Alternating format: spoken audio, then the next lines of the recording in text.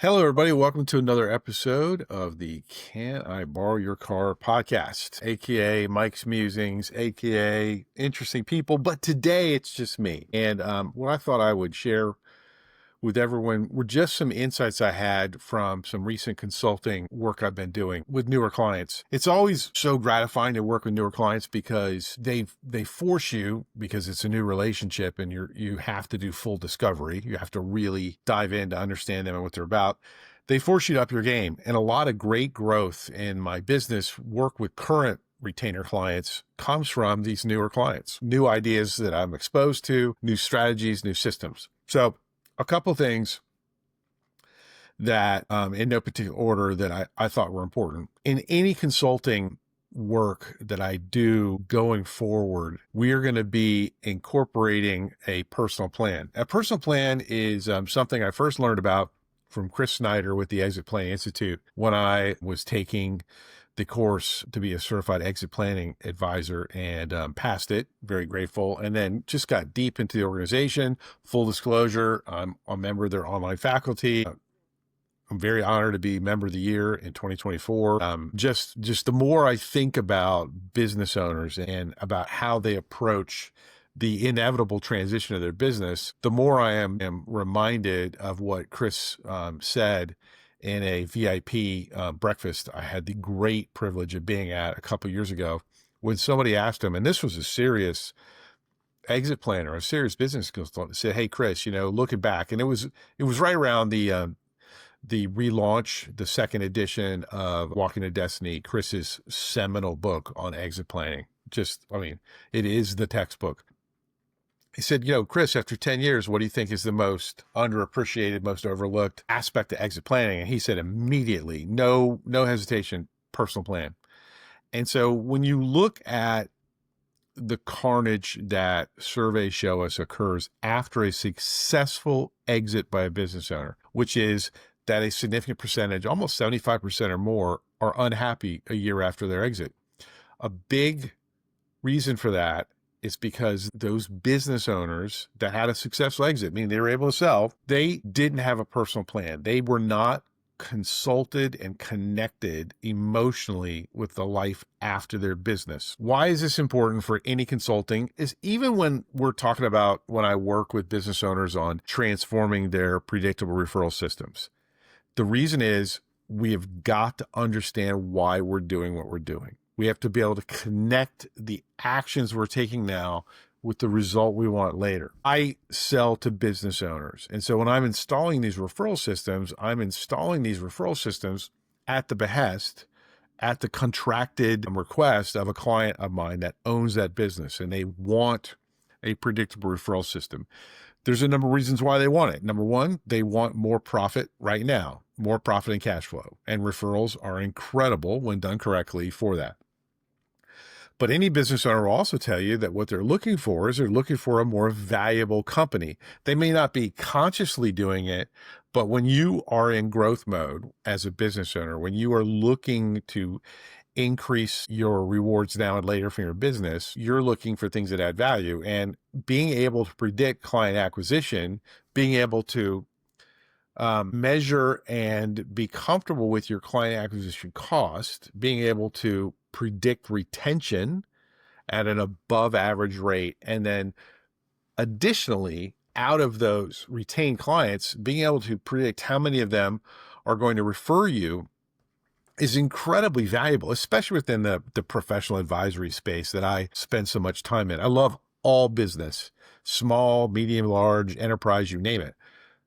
But I spend most of my time working in consulting just because I have a niche there in the professional advisory services, financial practice owners, CPAs, business consultants. Those are the clients that I work with the most. And these clients, when they're able to systematize that client acquisition process, their business starts to get more valuable. And there's a couple of reasons why. Number one, anytime you systemize client acquisition, you're able to begin the process of decentralizing you as the owner of the professional services firm, as the primary hunter, as the primary salesperson.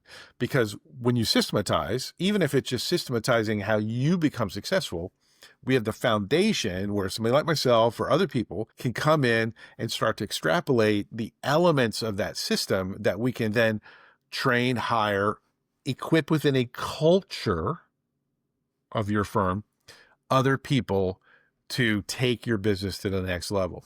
And so I think one of the number one reasons that businesses don't effectively decentralize is because the client acquisition process has not been decentralized, meaning you got to get that owner out of there, but you don't want to decentralize strictly through a traditional marketing ad spend, right? You want to be able to capture the culture of the organization. What did that owner and the key people, what did they do that grew that business really successfully, especially if there are organic referrals occurring? You do not want to throw the baby out with the bathwater.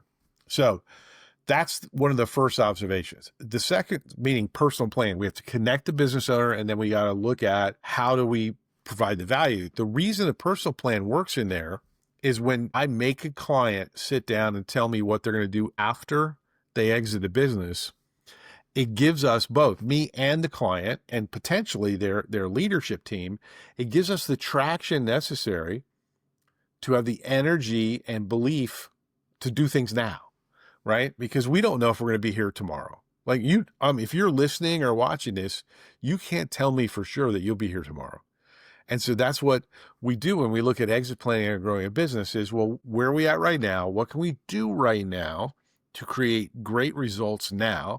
And in particular, how can we do things now virtuously so that it cascades into, hopefully, even better experience later, right? And so that's where connecting that business owner to their goal after they sell the business or transition to now the actions necessary to make that happen. Like if you don't connect the business owner emotionally, then you're not going to have complete buy-in from the business owner.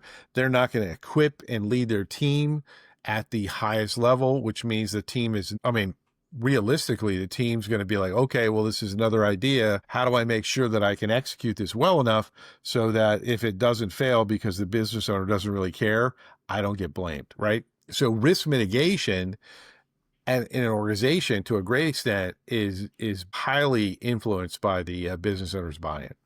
So I don't know if any of this made sense for you all. I hope it did, because it's really important. And these are the things that I'm getting from my consulting right now. Number one, got to have a personal plan for the business owner that encapsulates what they're looking to have life be like after they sell their business.